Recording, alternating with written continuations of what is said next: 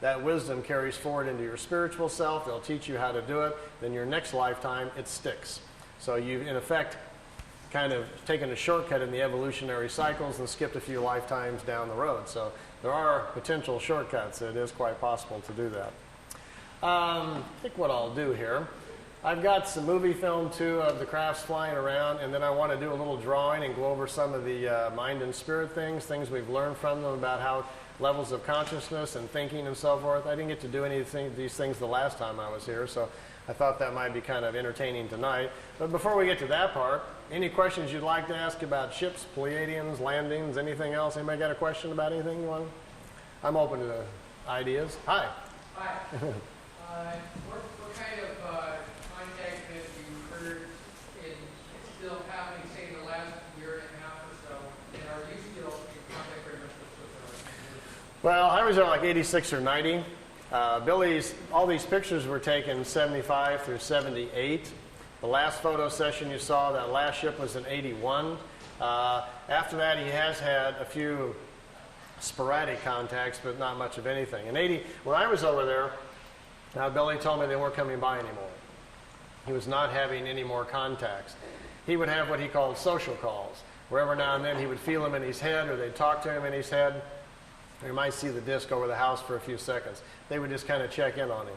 But the organized, ongoing contacts for his education and our benefit were all over. They weren't going to do that any longer. They'd stopped doing that part. While I was there, I did get to see ships a couple of times. In the last 2 or 3 years, the people that live there at the house with Billy say that he's had a couple of more contacts, and they've been written down in notes. I've read them. Frankly, I don't believe them. I don't think they're written by Billy, for one thing. I think people around the house who have more of a vested interest financially are trying to proliferate the contacts. Billy, no one's met Billy. You wouldn't know if he wrote it or he had not. No one would know unless you understood him and his personality and what he's really like. A sad situation has kind of fallen in over in Switzerland. We have a group of 24 people who own the rights to Billy now. They have since 1984. It's an organization called the FIGU. I was a member for 3 years. The FIGU is in charge of all of the information. Billy doesn't read the mail or do anything anymore. He's just not that healthy. They have got into a situation where they have discovered they can make money by selling the information. And now it's $10,000 for a franchise fee if you want to start a FIGU study group, and $680 a year for members to pay dues to mail over to Switzerland. And when they found out they could get into that and money started coming in, things have shifted. So we have a situation where the human element has come into play, and we don't have this, you know, warm, cozy little spiritual environment over in Switzerland any longer that used to be there 10, 15 years ago. So it's become kind of a machine now. It almost seriously borders, I hate to use the word cult, but they've gotten so closed-minded about things that it's going that direction. They're no longer open to other people's interpretations. They're mad at everybody, and it isn't a real healthy situation any longer. I kind of gave up communicating a couple of years ago. All I was doing was getting into arguments with people. Either they're mad that I don't come over anymore, or they're mad I wrote a book, or they're mad I'm doing this or that. And it's not why I went there to begin with. I was just a traveler on the road, stopping for my own personal experience and education, much like you go to the pyramids or the Great Wall. You go to benefit yourself and to learn and keep moving on. And they were mad at me for stopping in and moving on. I resigned from the group in 1990. I wasn't mad at anybody. I just didn't want to be part of this group attitude any longer. I started getting nasty phone calls just because I would talk to other people, or they didn't want me doing this or that. And I says, this is getting really out of hand. You know, I says, I'm not a follower type, quite plainly. I'm a road traveler. I'm a troubadour, if nothing else, or a vagabond. So you got the wrong guy to try to control and put the screws on. So then they sent me like a 5-page contract to sign that I wouldn't talk to anybody and only do what they told me, and blah, blah, blah. And I just kind of chuckled and laughed. I said, last-ditch effort of a desperate group. So I made a nice videotape, sit down in the living room, thanked him very much for the experience, but resigned from the group, and thanked Billy for the experience, and I haven't been back over there since. So I'm just still going down another road, still looking for things, you know. Anything else you want to chat about? Have you got some contacts on Pleiadian? I did at Billy's.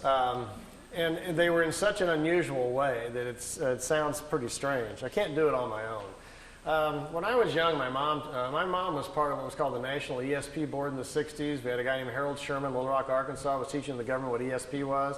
My mom was one of those 5 people they brought in that was clairvoyant. And underneath it all was the government trying to see if we had these unique people who could see what the Russians were doing or whatever, you know. My mom could see what was going to happen tomorrow. She couldn't see beyond that, like short-range, clairvoyant type. And because she could do things and was very into it, at an early age, my mom taught me all about the crystals and floating things and where the different areas of your mind are. So I knew a few things when I got there. And Billy recognized that right away. And when he did, he says, "How much do you know?" And he sat down, we began to talk, and I found out he knew a lot more than I did. But I understood the basics of it. So he says, "Try doing this." And he would give me some mental gymnastics to do with symbols to see how strong I was. And then I would get in the pyramid to try it to see if I could cause things to happen and so forth. Well, I got to a point after a little while that he would say, "Well, I'll meet you tonight. You go to bed, and I'll give you the symbol to use, and I'll meet you, and we'll go aboard the craft." He says, "Okay." So I would go do my breathing things I was supposed to do, and I would invoke the symbols and lay down, do my thing, and get into my blank mode. And then I would hear his little bitty voice, "Hello, Randy." And the first couple times it happened, I jumped up. I thought he was at the door. It kind of spooked me. But he wasn't at the door. He was up there waiting for me. Billy gets out of his body as easily as you and I walk out the front door. He gets out of his body, and then he came to get me. And after I didn't do it right the first few times, and I got onto it, then next thing I know, I'm on board a craft, but it's like you're a fly on the wall. No one talks to you, addresses you, and I would watch Billy communicate with them, but no one ever would look my direction. I never felt anything. I was strictly there as an observer. And I don't know how he actually did it, but I can't do it on my own. I never got to go out on a craft all by myself physically or anything, but I had months of experiences like that. And mostly I was told the reason that they would do that, without having gone through the early childhood of opening up the spiritual language in my mind, they said that most of the people on the planet who are of that old Lyrian genetic are older than most of the other people. And if they are, buried inside them already in their spiritual side are the old memories of the Lyrian lifetimes. And as Lyrians, they've already lived on worlds that are far more advanced than the one we're on right now, so it'll come to them easier. So they said all I really needed to do was be exposed to the ideas, and the whole chapter would come back to me. So that's kind of what happened. And with me, Billy would just give me a few things and kind of grin and says, "You got it?" And I'd say, "Yeah." He says, "Go outside and figure it out." I'd go sit down and think about what he talked about, and I could walk back in and explain it to him for 3 hours. Stuff just started coming back very fast. So he says, "We don't need to teach you as much as we just need to wake you up. And once you're awoken, then you can go do whatever you want to with it." So that's the kind of context I had. Yeah. Yeah. Well, when you talk about Illyrian entity or other cultures or whatever, Yeah. aliens, if reincarnation is a fact, I mean, you can't tell the Lemurian, I mean, what do you call them, Lyrian.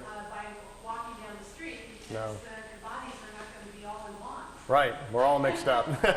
No license plates, anything there. No, we can't really.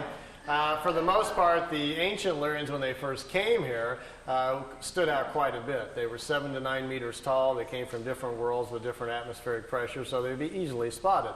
He says this is what went